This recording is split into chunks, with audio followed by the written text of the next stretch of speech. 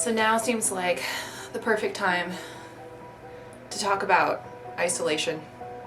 We're all dealing with different levels of it right now.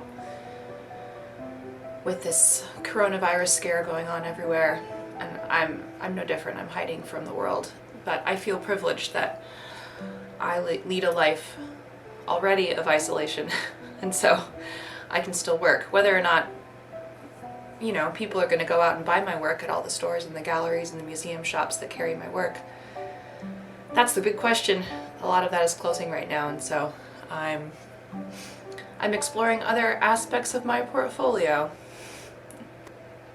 But anyway, I've been thinking about isolation a lot lately.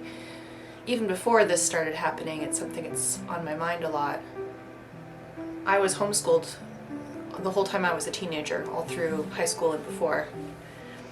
And I got used to isolation, I'd say. I got used to it, but I can't say that I loved it. It was difficult. It was really hard on me. I'd say it changed me though, and it made it possible for me to be an artist. There's different ways to be an artist. I'll say that. There's lots of different ways to be an artist.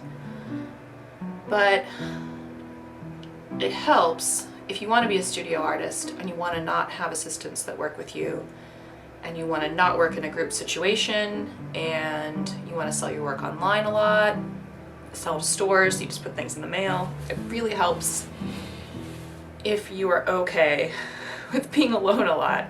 And if you, not even okay, but if you really like it, that helps. And I really like it. I'm an introvert and I really thrive on being alone a great deal. That said though, I do need my social time and I do need my friends. I love my friends.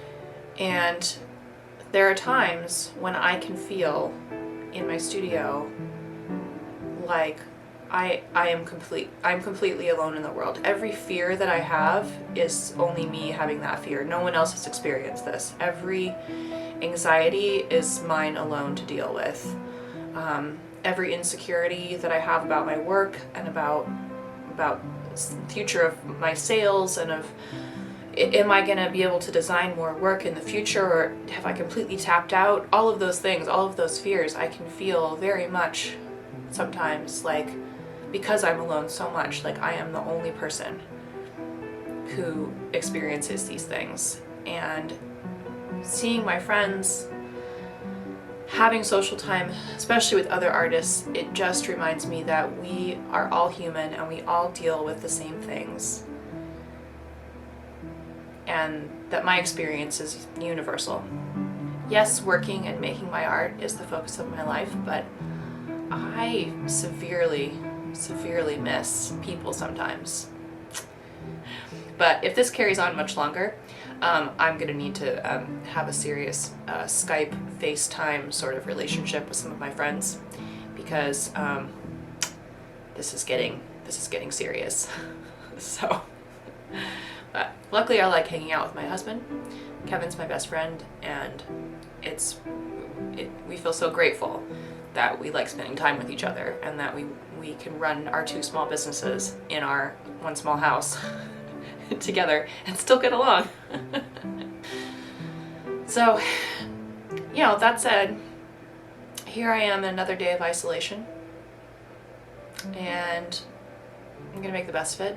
I have a lot of plans, and I am very goal focused, and I get really excited when I'm learning something and I'm in the middle of projects, and that makes the isolation feel like nothing.